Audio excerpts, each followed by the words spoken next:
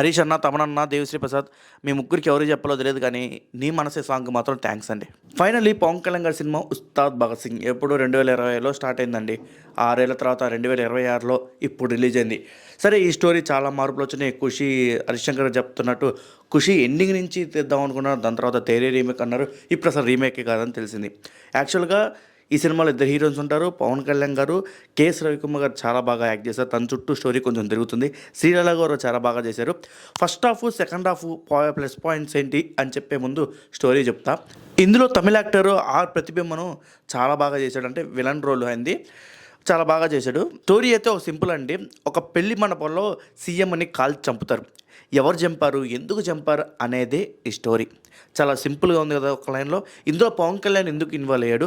Pawan Kalyan police కాబట్టి involve అవుతాడు, కానీ ఇతనితో ఎందుకు లింక్ ఉంటుంది? అసలు ఎవరి పెళ్ళికి వచ్చాడు? ఎందుకు చంపేశాడు? టెర్రరిస్టులు ఎందుకు ఇందులో దూరారు? విలన్ ఎందుకు ఇందులో దూరాడు? టెర్రరిస్టులకి విలన్కి సంబంధం ఏంటి? హీరోకి పవన్ కళ్యాణ్కి టెర్రరిస్ట్కి సంబంధం ఏంటి అనేది మీరు సినిమా హాల్లో చూడాలి. యాజ్ యూజువల్గా గబ్బర్ సింగ్ లాగే పవన్ కళ్యాణ్ గారు చిన్నప్పుడు సీన్తో స్టార్ట్ అవుతుందండి. బట్ ఆ చిన్నప్పుడు సీన్ గబ్బర్ సింగ్లో చాలా యాక్టివ్గా, యాటిట్యూడ్గా, కొంచెం అగ్రెసివ్గా, పూరి జగన్నాథ్ గారి కొడుకు కాబట్టి కొంచెం అగ్రెసివ్గా బాగా యాప్ట్ అయింది. ఇందులో యాప్ట్ అయిందా లేదా అంటే అది నేను చెప్పలేను. బట్ నార్మల్గా బాగానే కుదిరింది. అబ్బాయి అయితే విడివిడిగా చూస్తే అయితే బాగానే కుదిరింది. బట్ గబ్బర్ సింగ్ ఎలా అయితే స్టార్ట్ చేశాడో ఇది కూడా అలానే స్టార్ట్ చేశారు. ఇందులో పవన్ కళ్యాణ్కి అమ్మా నాన్న ఉండరు. పసివాడు మీకు తెలిసి ఏమయ్యాడో అనే దాంట్లో స్టార్ట్ అయింది. గబ్బర్ సింగ్లో పసివాడు పవన్ కళ్యాణ్ అయ్యాడు అని ఉంటుంది. ఇందులో పవన్ కళ్యాణ్ అయ్యాడని చెప్పకుండా మీకు తెలుసు అని చెప్తాడు. ఫస్ట్ హాఫ్లో పోలీస్ స్టేషన్ ఫైట్ సీన్ చాలా బాగుంటుంది చూడటానికి. అండ్ ఇందులో పవన్ కళ్యాణ్ గారు చాలా బాగా మాట్లాడతారు. ఇది మాత్రం చెప్పాలి, చాలా బాగా మాట్లాడతారు, చాలా బాగా పంచులేస్తారు. ఎందుకు బాగున్నాడు అనిపిస్తుంది పవన్ కళ్యాణ్ గారు ఈ సినిమాలో. ఎక్స్పెషల్గా ఓజీ కన్నా బాగున్నాడు. ఇందులో ప్రతి డైలాగ్ పంచు లైన్ లాగా ఉంటుంది, కానీ క్రింజ్ అయితే అనిపించదు. ఫస్ట్ హాఫ్లోనే రాశి ఖన్నా వస్తుంది, ఇంకా సెకండ్ హాఫ్ నుంచి రాశి ఖన్నా అయితే ఉండదు. యాక్చువల్గా రాశి ఖన్నా ఒక ప్రీ వెడ్డింగ్, తన సిస్టర్ ప్రీ వెడ్డింగ్ కోసం వస్తుంది ఫారెస్ట్కి. అక్కడ పవన్ కళ్యాణ్ గారు పరిచయం అవుతారు. సో అదనమాట వీళ్ళిద్దరి మధ్య లవ్ స్టోరీ, లవ్ ఏం జరగవు అనమాట. బట్ కొంచెం సీన్లు అయితే ఉంటాయి రాశి ఖన్నాకి మధ్య. బోరింగ్గా ఉండవు, బట్ ఓకే లాగా ఉంటాయి. బట్ అవసరం లేదనిపించింది నాకు. కావాలని రాశి ఖన్నా కోసం రాసినట్టే అనిపించింది రాశి ఖన్నా అది. అందులో రాశి ఖన్నా బదులు వేరే వాళ్ళని పెట్టి అక్కడ ఇంకో సీన్ పెట్టి ఇరికించవచ్చు. బట్ మనం చెప్పుకుంటూ పోతే చాలా థాట్స్ వస్తాయి.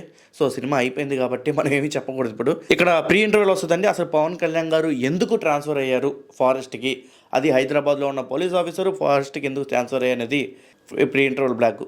ఇందులో ఇంటర్వ్యూల్ ట్విస్ట్ ఒకటి ఉంటుందండి. విలన్ పరిచయం అవుతాడు పవన్ కళ్యాణ్కి.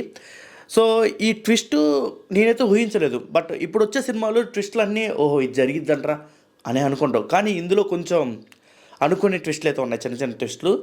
ప్రతి ట్విస్ట్ అయితే ఎవరు గమనించరు, ఇది మాత్రం పక్కా, ఎవరు ఊహించరు కూడా.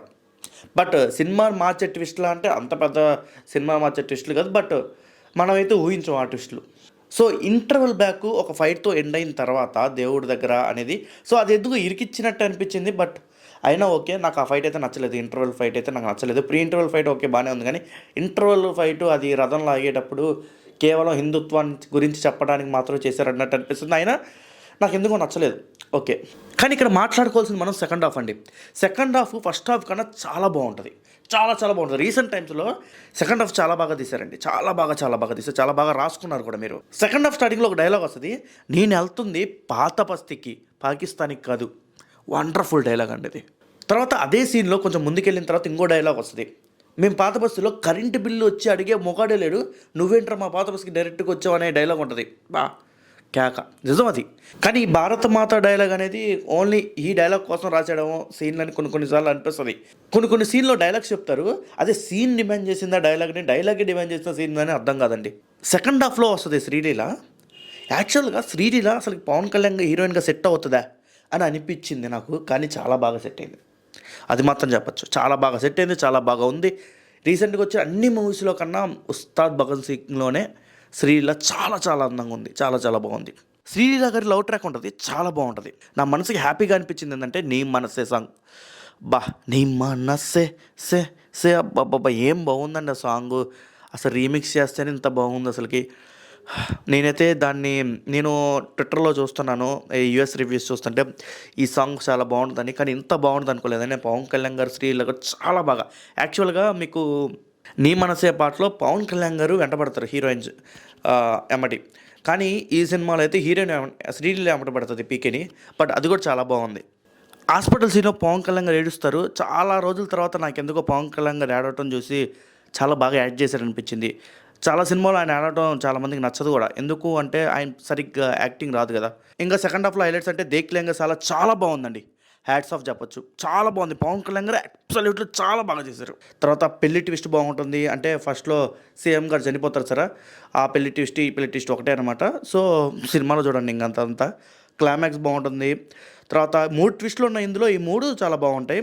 అండ్ ఇంతకన్నా పెద్ద స్టోరీ అయితే ఏం లేదండి సెకండ్ హాఫ్‌లో.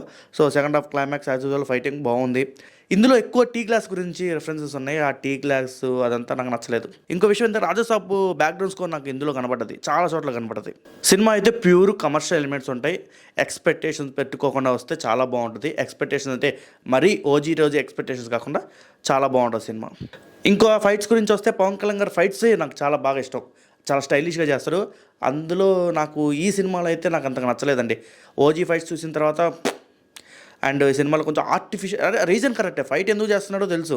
బాగుంది రీజన్. కానీ కొంచెం ఆర్టిఫిషియల్, కొంచెం బలం పెట్టుంటే బాగుండు పవన్ కళ్యాణ్ గారు అనిపించింది. పెద్ద ఎవరికీ అనిపించకపోవచ్చు. బట్ నాకైతే అనిపించింది. ఎవరు గమనించరులేండి. ఎక్కువ కష్టపడలేదు ఫైట్స్ కోసం ఇంకంతే. ఇంకా ఫైనల్ వచ్చేది story, emotional climax, interval twist బాగున్నాయి. పీకే బాగున్నాడు ఇందులో. ఈసారి హరీష్ హిట్ కొట్టావన్న. పవన్ కళ్యాణ్ గారు ట్రూలీ ట్రావెలింగ్ సోల్జర్ అండి. నా రేటింగ్ వచ్చేసి 3.25 అండి. రీసెంట్ టైమ్స్లో కమర్షియల్గా వెళ్ళండి, లాజిక్స్ వెళ్ళమాకండి. మీ అభిప్రాయం కామెంట్ బాక్స్లో కామెంట్ చేయండి. వేరే వీడియోలో మళ్ళీ కలుద్దాం.